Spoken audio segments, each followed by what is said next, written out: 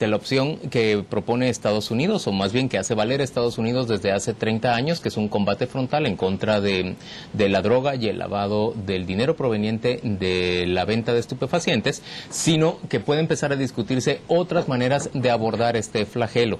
La reunión se ha producido prácticamente al mismo tiempo, o la gira de la vicepresidenta se ha producido apenas con unas horas de desfase con respecto de la visita de la secretaria nacional de Seguridad de Estados Unidos, Janet Napolitano, quien ya tenía prevista la visita a Centroamérica, Colombia y México, pero que incluyó el tema de la despenalización una vez que Pérez Molina empezó a hablar sobre este asunto y no dejó de mencionarlo ella en cada una de las reuniones que tuvo con presidentes de todo el área. ¿Quién arranca con esta discusión?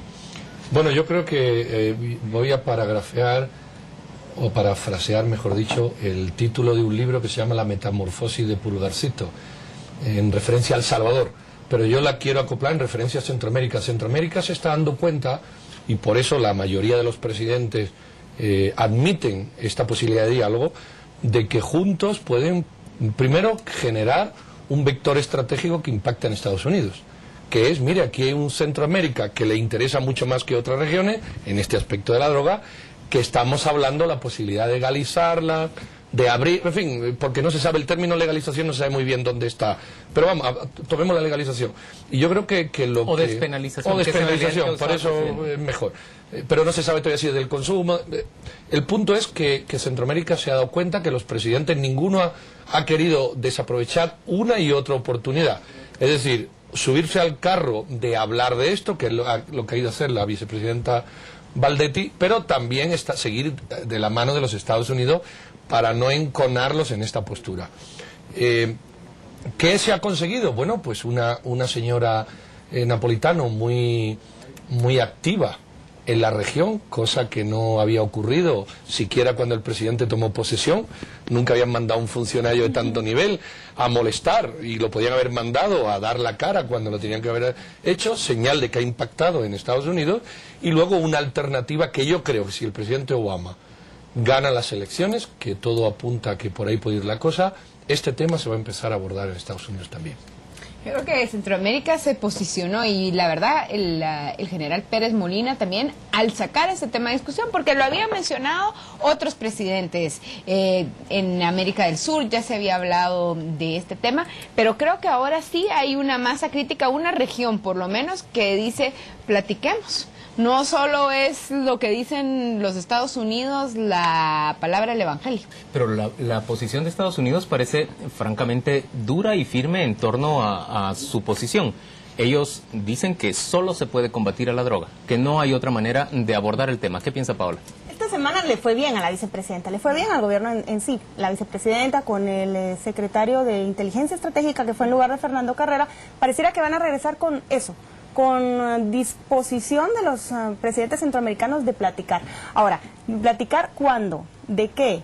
¿Y cómo? Creo que eso sí se podría correr el riesgo de ir desvaneciéndose un poquito, sobre todo que el mismo presidente ha dicho que esto es un proyecto o una discusión a muy largo plazo. Quizá él mismo está consciente que esto no es algo que él va a ver durante su gestión. Pero hay una fecha fundamental. La del 14 de abril. La del 14 de abril en Cartagena. Y ya tienen un buen lobby, pero después de esa fecha yo no creo que estos temas vayan a estar dando para todo el año, y tampoco creo que sea algo que Otto Pérez Molina vaya a ver en su gestión concretizado. Pero si ustedes ven que tomó el proceso de paz en Centroamérica, tomó 10 años desde que Vinicio Cerezo hizo el primer llamado a Esquipulas, a la reunión de Esquipulas, hasta que se firma la paz en Guatemala. Son 10 años exactos lo que tomó. A mí me parece que es un buen inicio. Hay una región en el mundo que dice esto se puede hablar de otra manera, y es la región donde más está afectando esta política de los Estados Unidos. Yo recuerdo que, bueno, Andrés Oppenheimer escribió una columna donde dice Centroamérica tiene que tomar una política conjunta en asuntos de seguridad, y bueno, ¿quién quita que sea por aquí donde salgamos? Económico, de la OEA el 14 de abril, o la reunión de Cartagena de la sexta cumbre, no esperen mucho más que siquiera se ha incluido un párrafo en la declaración. Les voy a decir que este lunes pasado aquí en Guatemala hubo una reunión de muy alto nivel, vinieron expertos de México, de Estados Unidos y de otros lugares con el tema de la seguridad, y yo estuve, la propuesta que ahí se hizo va incluido esto, con que la OEA incluya un párrafo en la necesidad de abordar estos temas de otra manera, ya se puede conseguir todo un éxito. Lo segundo es que Estados Unidos hay dos temas que se nos están olvidando en esa contumacia de no querer abordar siquiera el diálogo. Uno es el tema religioso. Eso nos pasa en todo el mundo, aquí también. O sea, el tema religioso que ha vendido esto como malo, como negativo, como buenos y malos, evidentemente no admite que, en cambio, el que tiene, es que el ludópata o el que es adicto al sexo o el que tiene otros vicios, ese no se cuenta tanto. Pero estos son malvados que hay que crucificar. El tema religioso en Estados Unidos es muy importante. Y otro más son los grupos de poder. ¿Cuántas agencias no hay en la OEA, en la ONU y agencias como la DEA que mueven cientos de miles de millones de dólares? Entonces, ¿qué esperamos de esas agencias contra la lucha? Es como si ahora dicen, bueno, cerremos la televisión y nosotros estamos de acuerdo, nos vamos a la calle. Es absurdo.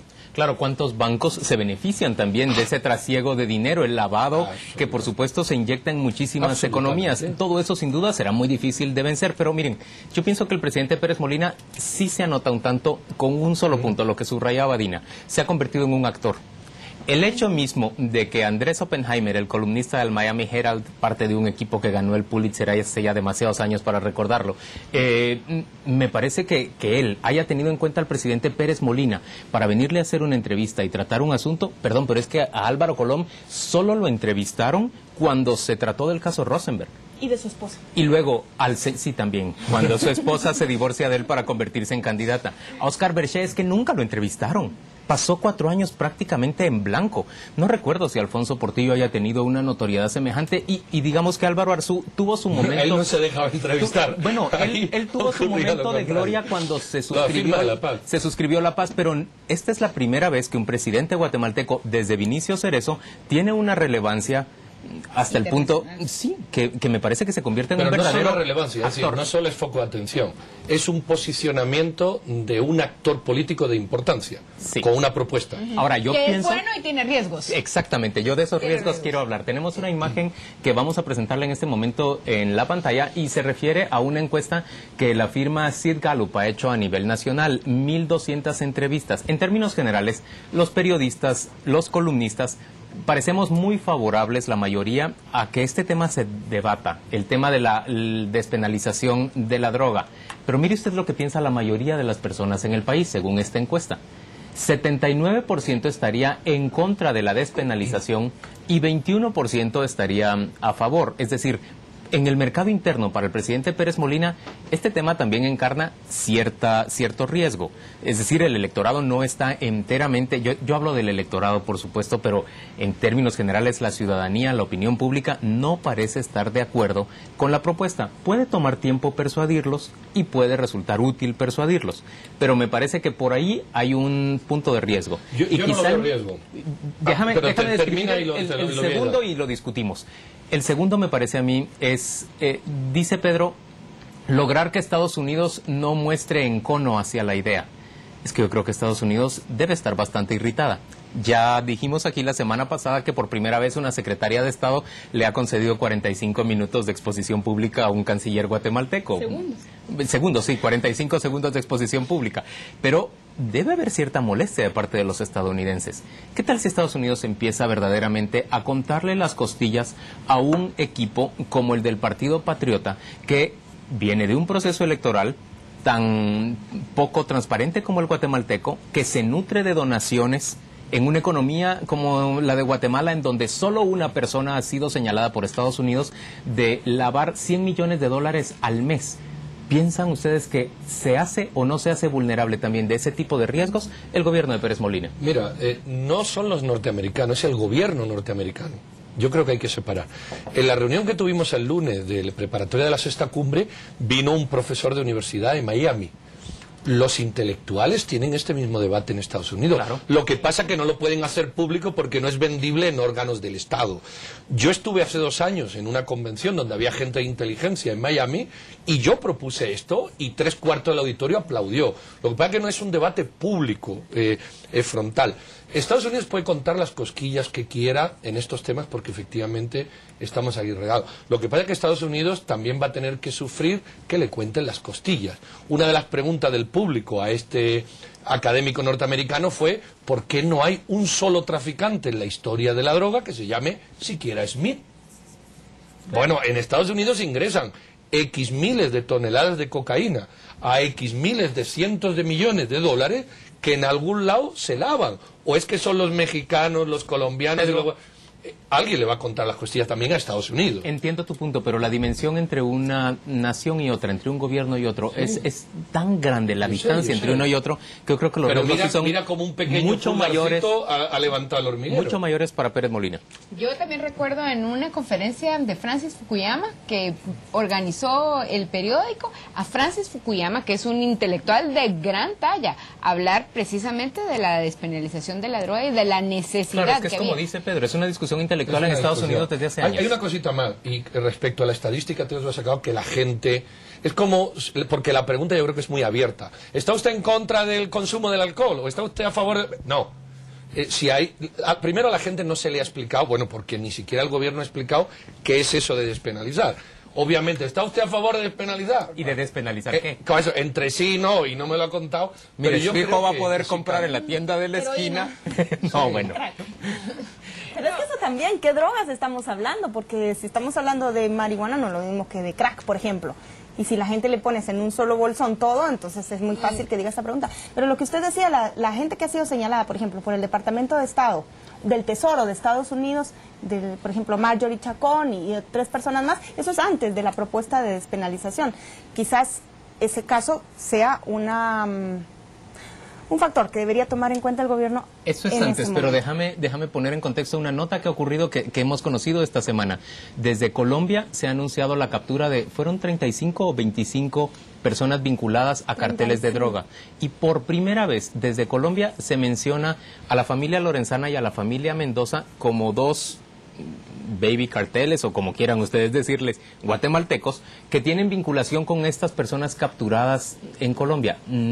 Yo solo puedo ver la mano de la inteligencia antidrogas estadounidense en una información de este tipo. Y me pregunto si tiene algún peso en esta discusión que se está viviendo en los últimos días en Guatemala. Yo he encontrado ya no sentencias porque no sé, juicios, causas colombianas con guatemaltecos dentro antes de esto. No es la primera vez.